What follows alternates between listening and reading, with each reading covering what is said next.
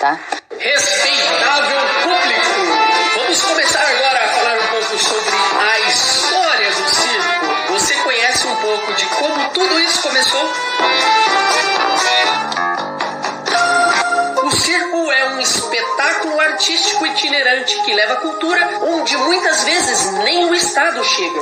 Vemos os circos de hoje com suas cores e números incríveis, mas não foi sempre assim. O circo moderno surgiu com apresentações acrobáticas com cavalos. Eram arenas sem qualquer cobertura e seu formato circular era para facilitar as acrobacias em cima dos cavalos. Esse era o circo de cavalinhos. Até que o inglês Philip Astley teve a ideia de incorporar outras atrações ao espetáculo, como malabarismo, palhaços, saltimbancos. Eram artistas de rua que faziam apresentações ao chapéu. Passava-se o chapéu e cada um contribuía com o que podia. E esse circo tinha um grande problema. Toda vez que chovia, não tinha espetáculo, porque não tinha nada cobrindo o espaço das apresentações. Foi então que nos Estados Unidos eles colocaram a lona em cima do circo, o que nos remete aos circos de hoje em dia. A chuva já não era mais um grande inimigo e as condições climáticas já não atrapalhavam mais o espetáculo. O circo também era um lugar de apresentações bizarras.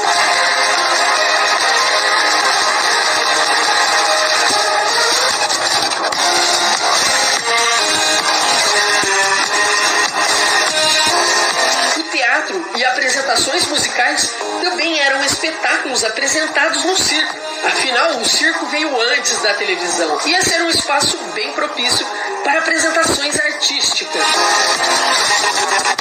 E teve também um momento em que o circo era um zoológico ambulante, com apresentações de elefantes, tigres, ursos. Aqui no Brasil, esse circo foi muito popular, como o Circo Beto Carreiro, que viajava muitas cidades, mostrando habilidades dos animais treinados e adestrados. Às vezes, acontecia acidentes com os animais.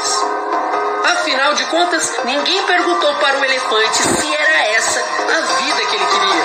Perguntou, senhor elefante?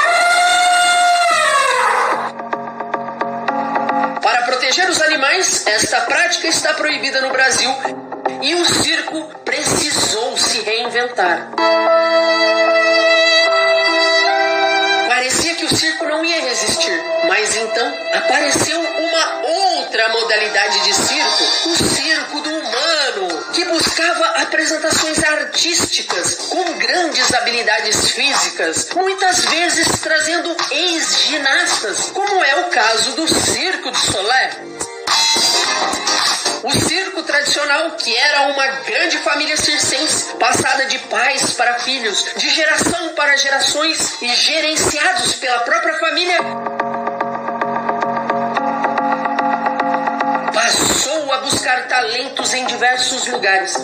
Foi perdendo um pouco da sua tradição familiar. Muitas escolas de circo passaram a surgir. E até a escola formal trouxe o circo para o seu interior, muitas vezes ligada à aula de educação física e de arte. Neste momento, o circo continua em transformação, cada vez mais tendo que inovar para continuar existindo e sendo relevante na era tecnológica que nos encontramos. A Vida Começa pela Memória é o espetáculo que traz a companhia Intérpretes Independentes. A montagem contemplada com o prêmio Funarte de Dança Klaus Viana é resultado de uma pesquisa sobre a memória e como ela compõe identidades e conecta pessoas. O espetáculo mistura teatro e dança e tem estética inspirada na obra do fotógrafo tcheco Jan Saudek.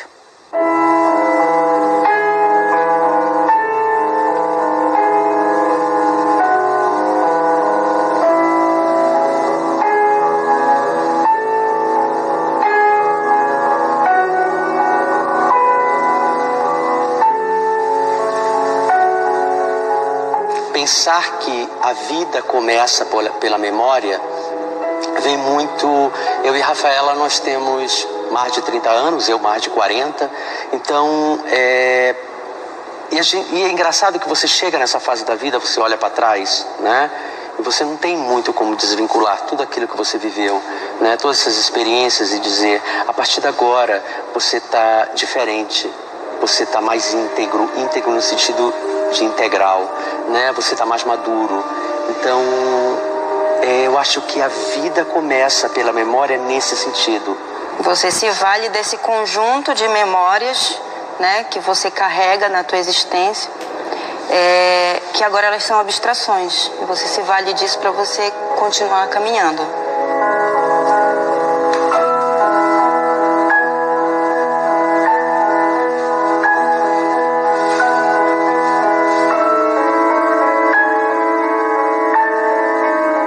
Uma coisa importante no nosso processo de criação é o discurso da cena. E todos os elementos que estão inseridos nele, texto, movimento, cenário, iluminação, figurino, tudo isso ele está em prol do discurso. Então tudo está inserido nessa memória. Por exemplo, a cenografia do espetáculo é uma rede de pesca que circunda toda a área cênica, como a grande teia da memória, utilizando uma estética de um fotógrafo tcheco chamado Jan Saldek. Essa questão pornográfica, erótica, poética, que a estética dele traz, o trabalho dele traz, então isso é muito presente dentro do espetáculo.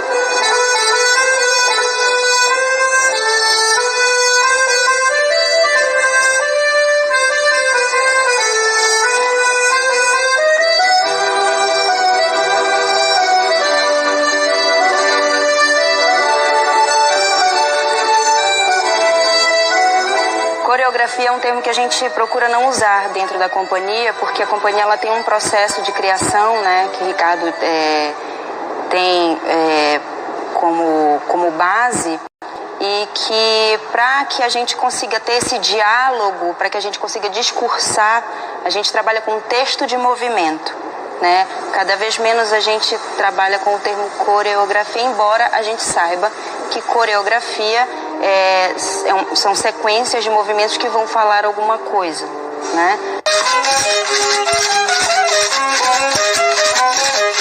O cavalo marinho é uma forma de expressão que desenvolve a dança, o teatro popular de máscaras, a música, a poesia, a louvação, o ritual e o canto. Com variados sotaques, trata-se de uma tradicional brincadeira brasileira que conta muitas histórias sobre o cotidiano, real e imaginário do universo canavieiro.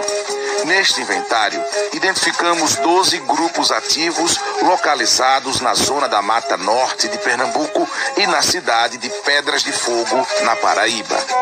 Cada grupo possui cerca de 20 participantes e a brincadeira, que acontece geralmente à noite, tem duração em média de 6 a 8 horas, finalizando com a barra do dia. Seus brincadores rememoram que o cavalo marinho nasceu nas senzalas, entre os negros escravos que vieram da África.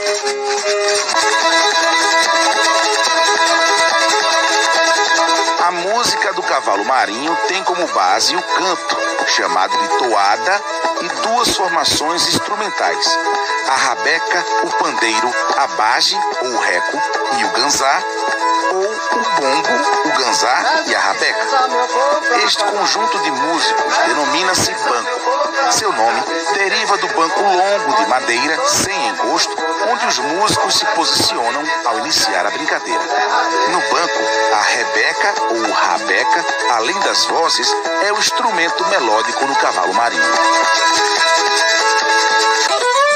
Para se realizar a brincadeira do cavalo marinho, é preciso munir-se de muitos saberes e fazeres. Brincadores, mestres e pessoas da comunidade produzem tudo o que ali se presencia, desde os artefatos e roupas até os instrumentos musicais. Tudo feito para o cavalo marinho acontecer.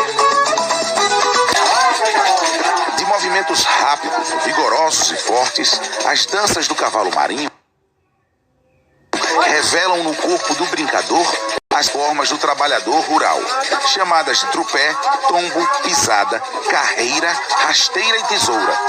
O brincador se posiciona com a base baixa, os joelhos flexionados e o agrupamento de energia no centro do corpo. A dança se faz em conexão com a terra e, ao mesmo tempo, de forma leve e ágil.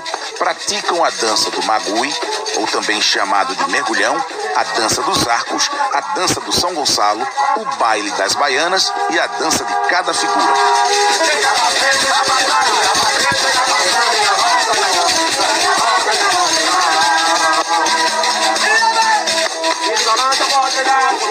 As figuras, nome dado aos personagens do cavalo marinho, são as grandes narradoras das histórias do brinquedo. Inspiradas no cotidiano dos brincadores, elas trazem para a cena o universo canavieiro. Podemos encontrar o Nego Mateus, o Nego Bastião, a Catirina, o Caroca, o Ambrósio, a Véia do Bambu, o Vila Nova, o Hora Viva, o Liberar, entre outras tantas. São cerca de 70 figuras que trazem diálogos, loas ou toadas.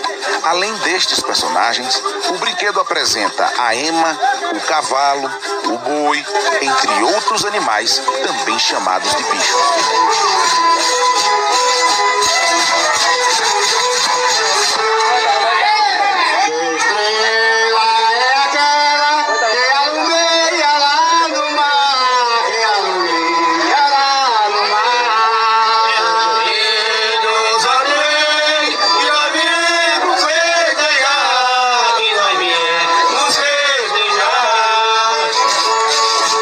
A religiosidade no cavalo marinho está presente de duas maneiras.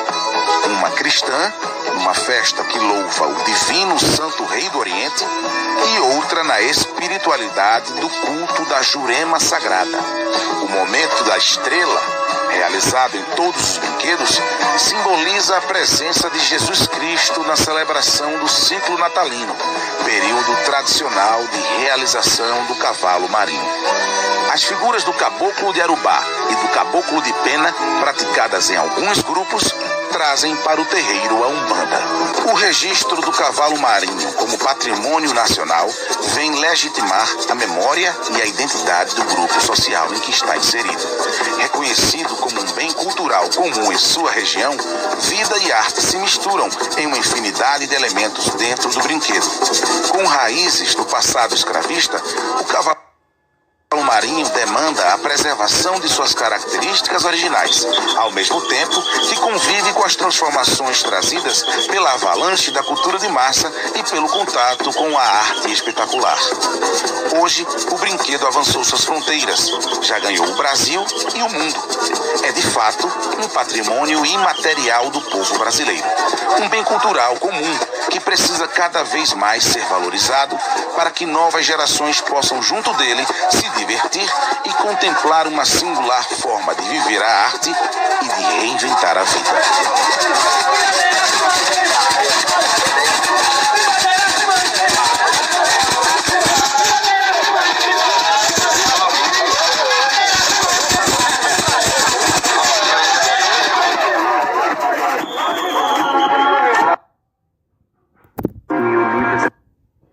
Então tá aí, pessoal, a explicação do capítulo 2, tá?